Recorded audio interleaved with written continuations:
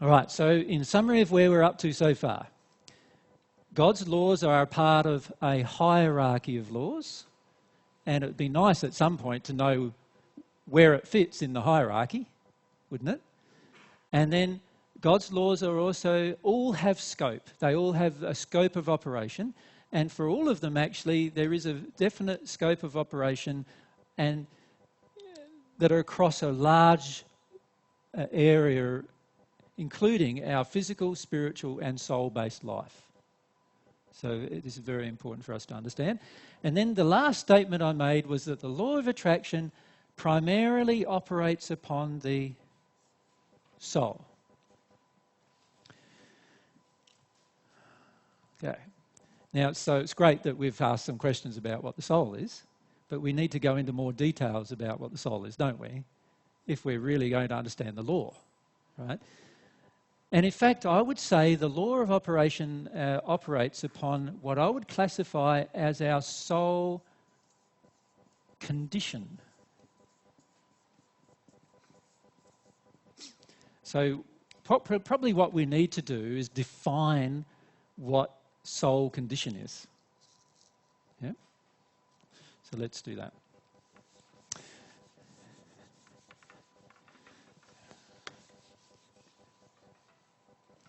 So this is the thing we're looking at, the soul condition, and we're trying to define it now. It is the total of all of my emotions, feelings, beliefs, you want to add more? Desires, good. So let's add some intentions. So it's even a part of what I'm going to do in the future, not just what I'm choosing to do right now, but what I intend to do is even going to attract some certain things as well. Anything else you'd like to add to that? If you can think about this, if we go over here, thanks Rita. If we can vote for the microphone because everyone can hear then. I think it's part of belief system programmings and Konditionierungen, conditionings. I think it's a good, different yes, one, like in German. Konditionierung, like what we trained to be since childhood, programmings. So could we call all that childhood conditioning? Yeah, Yep. and programmings, Yep. yes.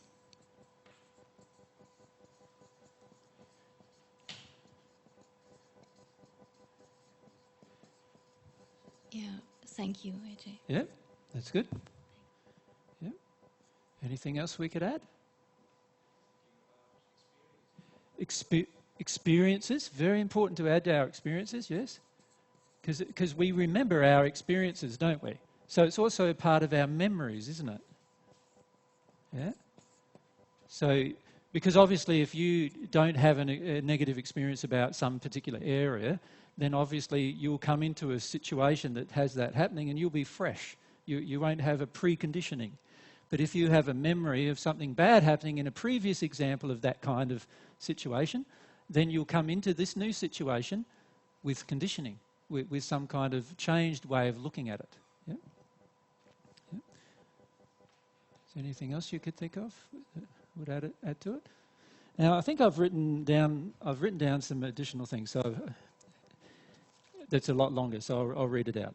Your passions, desires, longings, moral beliefs, moral condition, aspirations, pursuits, emotions, feelings, intentions, loves, dislikes and hates, fears, religious beliefs, scientific beliefs, love beliefs, mental aspirations, and beliefs. All of that makes up your soul and its condition. Right, so that, and by the way, this outline, if you want to download it, it's actually on the net, on our website, so I'll give you the details of that later. So we have the sum total of all of these things that are what is going on within our soul.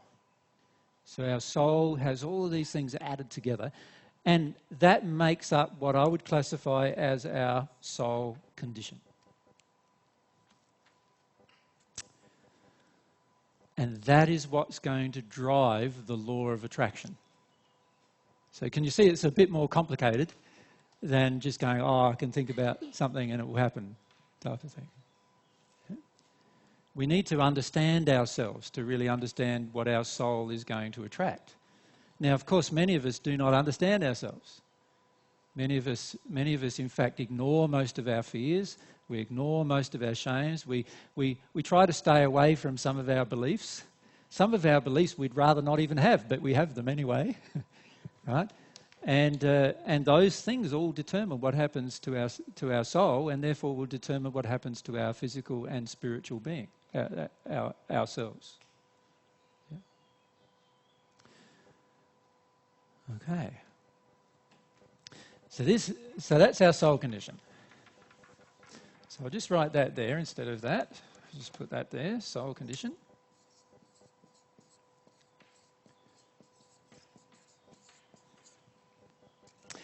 The question then comes, can you change your soul condition? Yes, of course. So the fact that all of these things are changeable to a large degree means that we can change our soul condition. If you can change your soul condition, then you can change what you attract. So how do you attract new things? You don't attract new things by trying to attract new things. You attract new things by trying to change your soul condition. And your soul condition will automatically attract new things if it changes. Now, this is in both a positive and negative direction. So if you attract things to your soul and you act upon certain things out of harmony with love and more in harmony with things like violence or rage or fear or anger or all of those kind of feelings, then your soul condition will degrade. As your soul condition degrades, you will attract even more difficult circumstances and situations. Does that make sense? If you act in harmony with love and truth in all of the things that you choose to do, your soul condition will improve. If your soul condition improves, then what you attract will improve.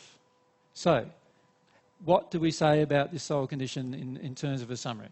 We need to say, don't we, that we have a choice, that it involves our free will choice. Yes? So let's look at the effect of free will on our soul condition. If I use my will in a loving and truthful direction, then my soul will improve. And therefore, what my soul attracts will improve.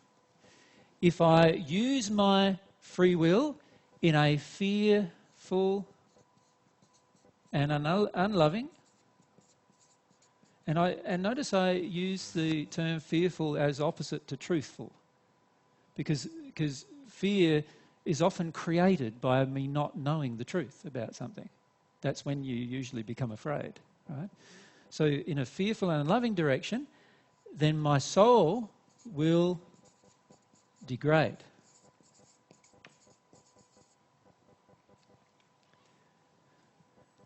So, this is very powerful to know these particular things. Firstly, remember that it's not what I intellectually do that determines what I attract, but rather it's what my soul is already doing that determines what I attract. Right? And what it's doing is it already has feelings, it already has emotions, it already has beliefs, it already has all of these conditionings and everything else in it that is automatically attracting specific events and situations. And we'll look at why in a minute, why God's designed it like that. If I understand that, then I can understand that if I am loving and truthful and use my will in a loving and truthful direction, then I have the ability to improve this condition and therefore, by effect, improve what I attract. If I operate my soul in an unloving and fear-based direction, my soul will degrade in its condition, and as my soul degrades in its condition, I will then begin to have worse feelings and worse emotions and worse desires, and even I'll have maybe even more damaged intentions, right? And that will cause my soul to attract much harder, more painful experiences as a result.